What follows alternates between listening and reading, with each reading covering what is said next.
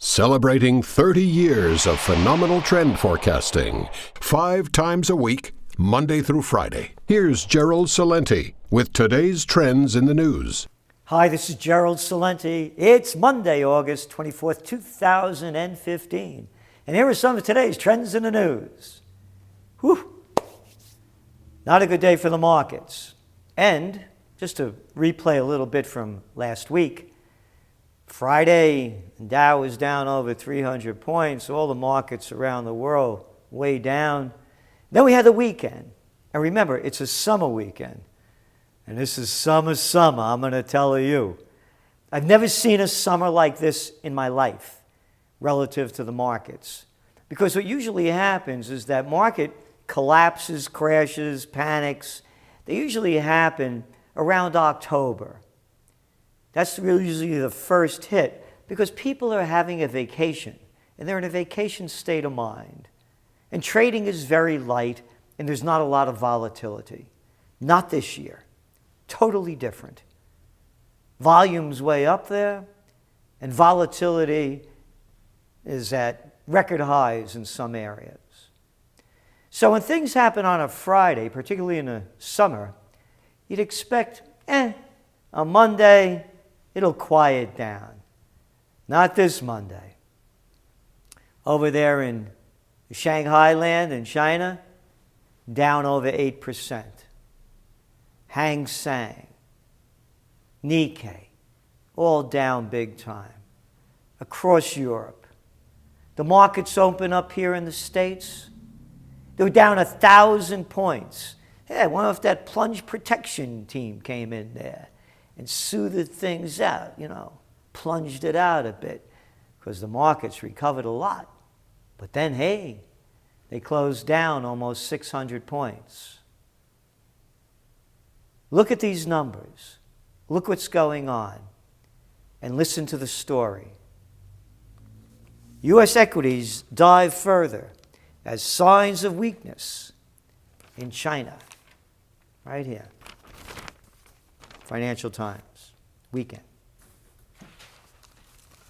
Stocks plummet, threatening end to long bull run. Here we go right here, New York Times. But in the last 2 weeks, world markets tumbled as investors grew increasingly concerned about economic conditions, you know where, in China. Global stocks suffer sell-off as fears intensify over China or Chinese slowdown. Global shares nosedive. You know what on? China economic news. We even heard Trump shooting off his mouth. It's about China. We got to take action. Taking our jobs. Nobody knows what's going on. We do. Don't speak for us, Mr. Trump. It's not China. China is merely the canary in the global equity market mine. You've heard me say this for how many months, if not a year or more. If Europeans and Americans aren't buying things, China's not making them. And if China's not making them, resource-rich nations aren't selling them their resources. So you're having commodity prices now are at 16-year lows according to the latest index. Look what happened to oil today. Down over 6%. Now even Brent is flirting with under 40. This is real. You know what the U.S. does? They got a solution. They urge China, U.S. urges China to rely less on exports. The Obama administration on Friday urged China to shift its economy away from dependence on exports, renewing U.S. pressure on the country after Beijing devalued its currency. The Treasury Secretary, Mr. Liu, also urged China to continue economic overhauls to move the economy toward greater dependence on consumption rather than exports. Could you imagine the arrogance of these people telling what another country to do while our economy stinks? No more exports, we'll export. We don't have any manufacturing here. You forgot, you people in Washington, you gave it to China. And now you're giving it to Vietnam. And you're giving it to every other poor country where the manufacturers can get their stuff made by slave labor and bring it over here and sell it to us under the name of free trade. So, there's the arrogance of the United States advising China what to do and telling their people to consume more, go deeper in debt, really be stupid. We are, not we, they. Hey, you don't hear about shopping until you drop it anymore, huh? Guess that dropped off the radar as the jobs dropped out of America because slimers like Lou and all the rest of them sold us out. But we won't talk about that. We'll just continue to talk stupid and say this is all China's fault, just like Trump is blowing it out. Speaking of stupid, China okays pension funds to pour in $100 billion into the markets. That's right. That's what they did in trying to boost the markets up. And it's not working because they have their own problems right there in China. Here we go. Fading economy and corruption vex China's elite. To be an elite. I grew up, born in the Bronx, grew up in the Bronx and Yonkers. I guess I can never have elite in my blood. Big problems, no solutions, losers everywhere ruling a country near you. And writing about it in the toilet paper. Big story over the weekend. Headline, woof. As the markets plummet on Friday, here's the headline across the section of business. Top above the fold. This week's market sell-off may not be such a bad thing. If you step back a bit, what has happened in the financial markets this week looks less like a catastrophe in the making and more like a much-needed breather when various markets have been starting to look a little bubbly. Who wrote this crap? Neil Irwin. Gets better. Here's his closing line. In the meantime, the best response for investors trying to grapple with the latest bout of volatility.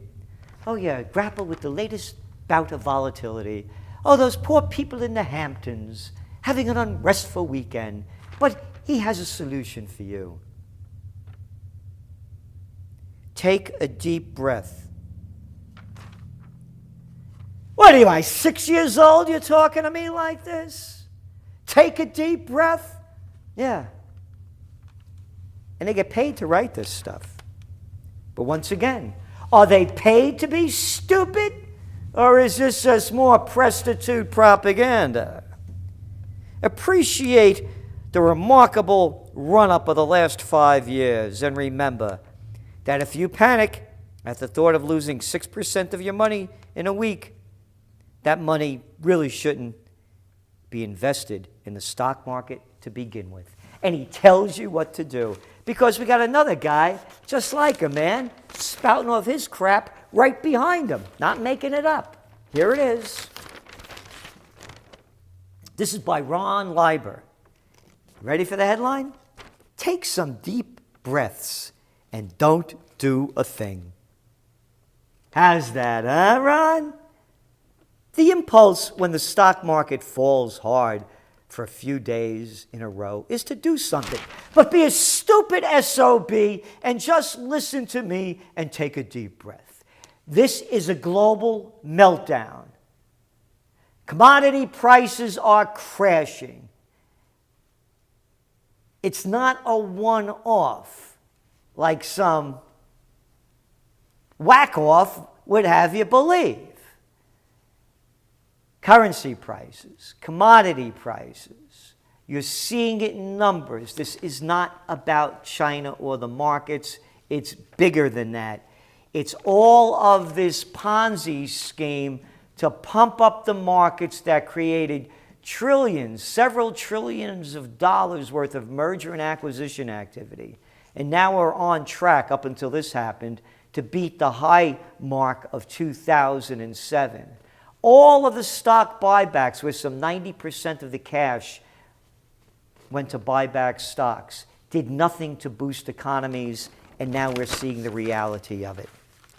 Again, you're looking at oil prices. Here on the weekend, oil briefly breaks below $40. Now on Monday, we're looking at it. Will it break 37?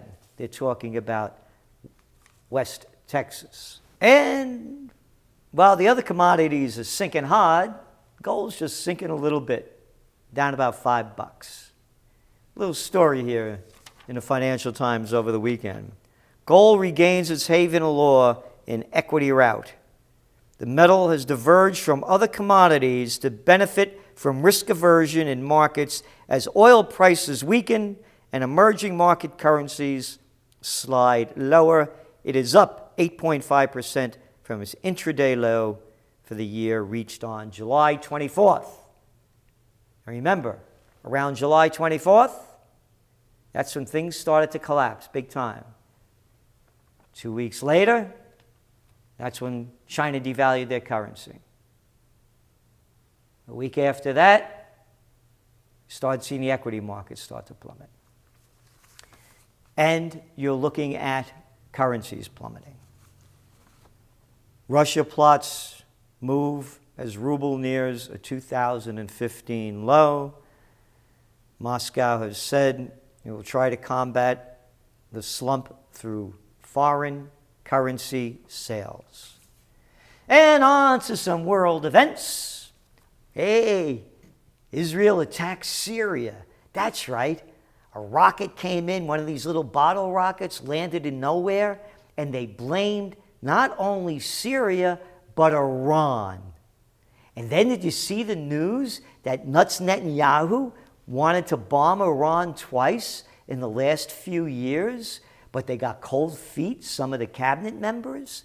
Wonderful, huh? I guess he wasn't bluffing with his time bomb, because he was ready to send one when he wrote and drew that little childish cartoon time bomb in the UN. Yeah, by now, he said, Iran would have nuclear weapons if he didn't bomb them, or we didn't bomb them back then. They don't have nuclear weapons, but he was ready to bomb away. And I'm not making this up. The Israeli military said it was pursuing militants who had fired rockets at Israeli-controlled areas on Thursday, and Israel's repeated its claim that Iran was ultimately to blame for the rocket fire. How's that for stretching the truth? Why not? And again, this migrant problem, it just keeps building and building. Police and migrants clash after Macedonia closes its border. We started talking about that on Friday. And then migrants rush Macedonia border, then are let in. And you keep seeing one after another. German town to add security after protests. The German police plan to step up security measures in a small town outside Dresden on Sunday after 2 nights of sometimes violent demonstrations by right-wing extremists near temporary shelters for refugees. Right-wing extremists. People that don't want refugees in their country are right-wing extremists. They write that all the time, whether they're talking about Netherlands, they're talking about Italy, they're talking about Germany, everywhere. France, except in the United States, when Trump says put up a wall and he wants to get rid of all the immigrants. How come the prostitutes don't call Trump a right-wing extremist when he is saying the same things that they are? Agree or disagree? How about one label fits all, prostitutes? Unless you bow down too low and are afraid of sticking on there from the man who pays your salary and you're afraid to tackle with him, huh? And when you listen to the news and you read the words and you see that the police and migrants clash with Macedonia's at Macedonia border, here's what they say. I'm not making it up. The migrants, most of them fleeing violence in Syria, Afghanistan, and Iraq had grown impatient after spending most of Friday in open fields under heavy rainfall. Hey, wait a minute. Violence in Syria, Afghanistan, and Iraq. Brought to you by the military madman and the commanders and all of the low-life people running Washington, D.C., congressmen and senators. No one says who causes the violence. Oh, yeah. And now Israel's jumping into Syria. Turkey's into Syria.